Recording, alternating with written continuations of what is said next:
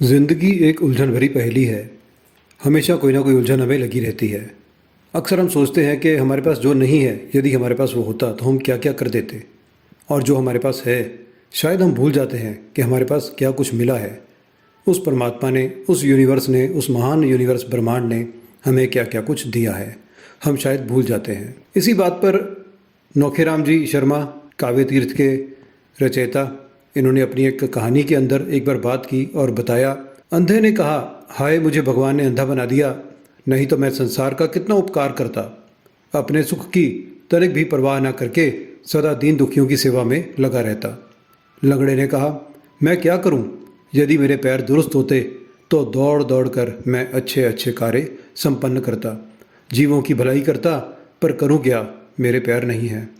निर्धन ने कहा, जब मैं गरीबों को धनाभाव से पीड़ित देखता हूँ, मेरा कलेजा फटने लगता है। यदि मेरे पास धन रहता तो मैं निर्धनों पर धनियों के अत्याचार का सक्रिय प्रतिरोध करता, अपने सामने किसी को धनाभाव से पीड़ित ना दिखता, सारा धन परोपकार में ही लगाता रहता। मूर्ख ने कहा, ना मालूम पढ़ लिख कर किस तरह आदमी स्वार्थी हो जाते हैं। मेरे पास तो विद्या नहीं है, यदि मैं विद्वान रहता तो अपनी विद्या को कभी पैसे लेकर ना बेचता, वरन उसे दूसरों की भलाई में लगाता, सत्य की रक्षा करता तथा ज्ञान के खोज में उसका उपयोग करता रहता। निर्बल ने कहा, बलवान पुरुष अत्याचारी तथा पर पीड़ित किस तरह हो जाते हैं। यदि मैं बलवान रहता तो केवल पीड़ितों को बचाता, अत्याचारियों के विरुद्ध लोहा लेता तथा सदैव दूसरों के दुख दूर करने के लिए कटिबद्ध रहता। जिस तरह लोग मुझे निर्बल जानकर सताया करते हैं, वैसे मैं कभी भी किसी के साथ ना करता। समय ने पलटा खाया। अंधे की आंखों में ज्योति आ गई, लंगड़े का पांव सीधा हो गया, निर्धन मितव्ययिता और घोर परिश्रम से धनी हो गया, मूर्ख को विद्या प्राप्त हो गई और निर्बल बलवान हो गया। आंख वाला सुंदर दृश्यों को देखने में पूरा दिन बिताने लग गया। जीवन भर की अभिलाषा संचित थी, जिसे देखता घंटों लगा देता।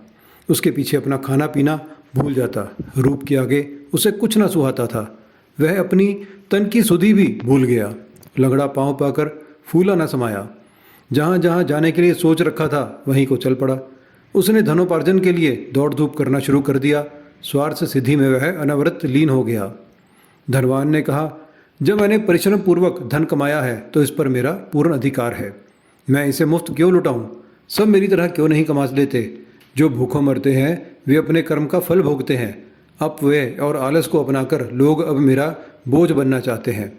यह सरासर अन्याय है। इस पर यदि धनवान पैसे देकर लोगों से वाजिब काम लेते हैं तो क्या गलत करते हैं? यदि वे कुछ अत्याचार भी करें तो कोई अनुचित नहीं, उन्हें अपनी घोर तपस्या के बदले कुछ जो विशेष अधिकार मिलने ही चाहिए। विद्वान ने कहा, यदि मैंने परिश्रम पूर्वक विद्या प्राप्त की है तो इससे दूसरों को क्या, इसे जिधर चाहे उपयोग करने का मेरा पूर्ण अधिकार है। इसके द्वारा मैं धन ना कमाऊं तो अपनी अभिलाषा कैसे पूरी करूं? सत्य का पता ना कभी लगा है ना लगेगा, झूठ ना रहे तो दुनिया उठ जाए। एक तो यूं ही लोग दुष्ट और स्वार्थी हैं, यदि मैं उन्हें और भी मदद पहुंचाने लगूं तो ना मालूम वे कब मुझ जैसे मासूम को, मेरे जैसे मासूम की सारी संपत्ति को हड़प जाएं। बलवान ने कहा, बल केवल निर्बलों पर ही व्यक्त हो सकता है। यदि मेरी मदद चाहते हैं तो उन्हें भी दूसरों की मदद करनी चाहिए, उन्हें मेरी मदद करनी चाहिए। यहाँ तो सब स्वार्थ के पुतले हैं, फिर मैं निस्वार्थ क्यों बनूं? कोई निर्बल मर रहा हो तो मरे, यह उसके दुष्ट कर्म का फल है।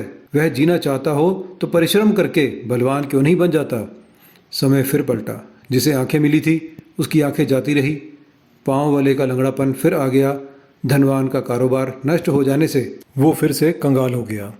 और इस तरह से सभी की अपनी अपनी इच्छाएं जो उन्होंने कभी मांगी थी वो सब की सब पूर्ण हुई, लेकिन वो अपनी इच्छाओं से अपने वो काम नहीं कर पाए जब उनकी इच्छाएं पूर्ण नहीं हुई थी जो वो सोचते थे। और ये सिर्फ उन लोगों की कहानी नहीं है, ये कहानी हम सबकी है। अक्सर हम यही सोचते हैं कि ऐसा हो जाए तो वैसा कर लेंगे, वैसा हो जाए तो ऐसा कर लेंगे, अगर मुझे ये मिल जाए तो मैं इससे वो बना लूँगा। यही सब सोचते सोचते हम अपना पूरा समय निकाल देते हैं। शायद हम अपना समय व्यर्थ कर लेते हैं, नष्ट कर लेते हैं, और केवल हम सिर्फ सोच सोच कर अपने समय को टाल देते हैं। और इसी तरह की योजनाएं बनाने से कभी किसी का भला नहीं हुआ।